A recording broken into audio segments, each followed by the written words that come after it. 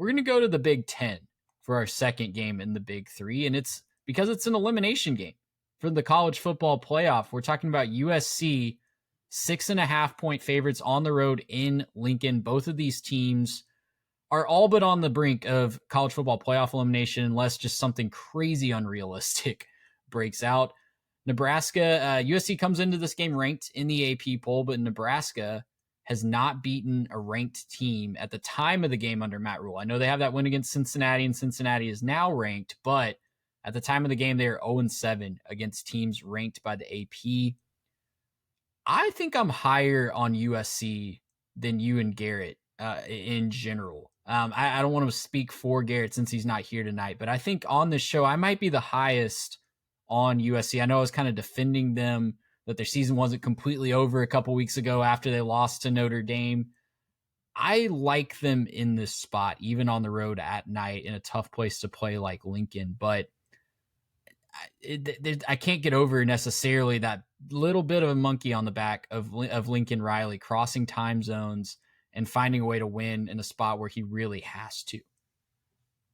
Yeah, this is interesting because I go back to the USC at Illinois discussion, and I feel like I'm taking the opposite side of that, where looking at the matchups, I felt like USC was going to be able to do a couple things. And Trey, I think one of you two wrote this in your notes.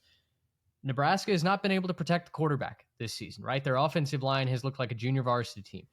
Illinois' offensive line was like the second worst in the Big Ten when USC played, and their pass rush still did not get home. USC still found ways to turn the ball over, even though their offense was far superior to what Illinois was putting on the field defensively.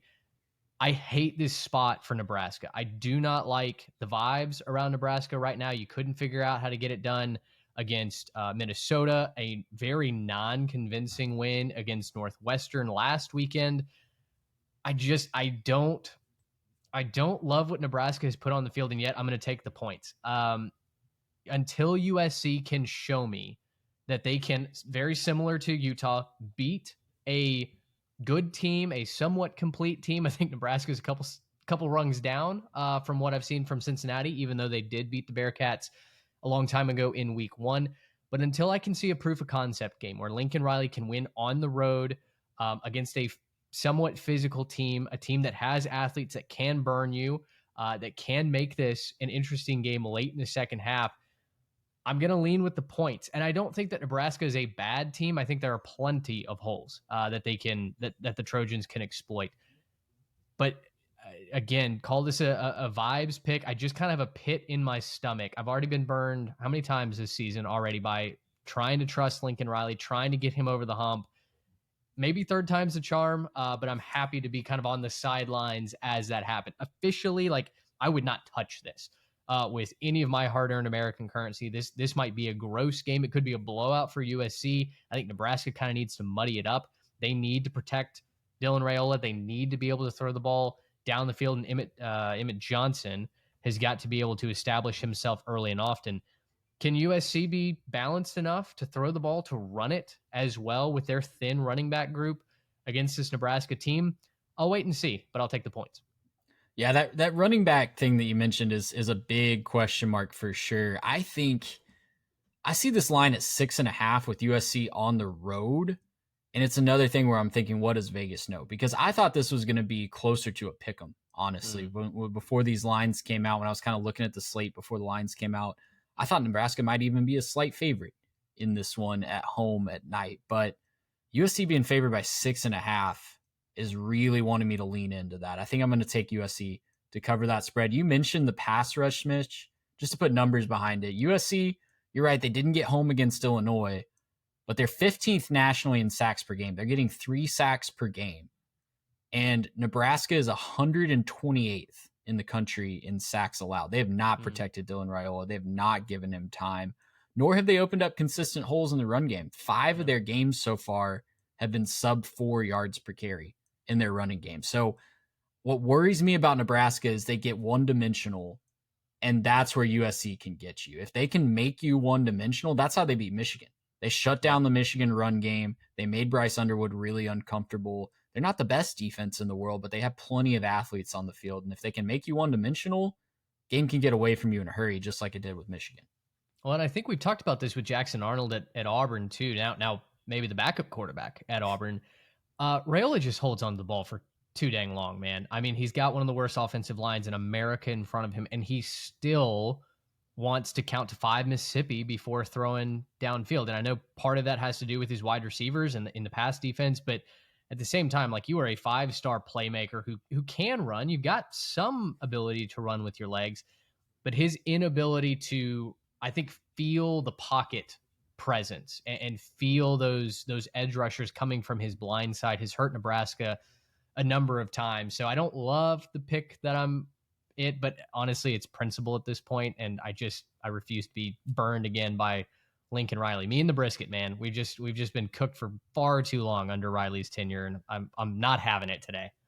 Oh my goodness. Well, one thing Nebraska has going for it, if they are willing to take the quick passes, right? If they are willing to take those quick passes, USC is really bad at giving up yards after the catch. They miss a lot of tackles in the passing game. Their secondary has been prone to give up some busters. Nebraska's 6th in the country in yards after catch. USC 105th in allowing yards after the catch. Mitch, there's also the question of the coaching situation at Nebraska, though. Yeah, well, and that's what I was going to ask you here is the only thing that concerns me about, or not the only thing, but one of the other things that concerns me about Nebraska here, Matt Rule keeps getting linked to the Penn State job, right? And we know his relationship with the athletic director there goes back to his time at Temple. I wrote about that in the article as well. It feels like he's an alum of Penn State. He met his wife there. Like, there are deep ties to Happy Valley.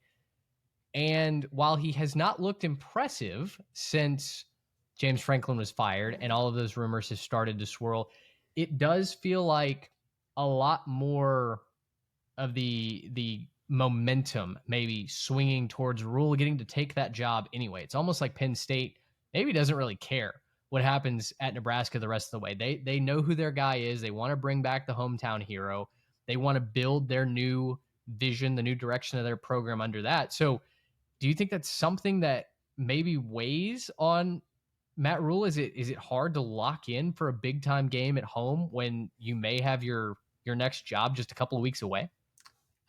Different coaches handle this differently, right? We saw the stuff about Lane Kiffin calling a team meeting last week and basically telling his team, hey, we're getting these rumors because of your success. And I thought that was a really great way to handle it from Lane Kiffin, not confirming or denying anything, but just being real with his team that those rumors do exist. I don't know what's going on in that locker room. Matt Rule has his podcast, and I'll confess that I'm not an avid listener of his podcast, but I do wonder what the vibe is like in that locker room with those rumors. Because you're right, it hasn't looked good on the field ever since James Franklin was fired at Penn State and Matt Rule has been linked to that job. So I think it's natural for 18 to 22-year-olds to maybe come out a little lethargic and maybe wonder why they should care if they're not 100% sure that their coach is locked in. So yeah, it's very fair to point that out. And I do wonder, though, if he could kind of if Penn State's 100% locked in on him no matter what, and maybe there's even a contract in the works behind the scenes. We know these things work behind the scenes through agents and back channels. Mm-hmm. But if he finishes like 7-5, that Penn State fan base isn't going to be very excited at that opening presser. So you kind of have to, for some self-pride, want to finish strong. That in my mind. So I don't know, like, it's a weird situation. I think we're going to see a lot of coaches in a weird situation as we count down the weeks here with so many openings. But the bottom line is they haven't looked good on the field since that announcement.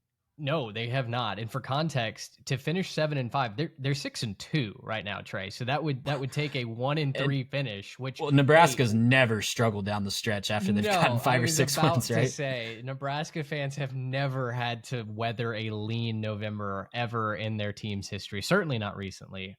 So listen, storylines abound. Just another thing to watch, right?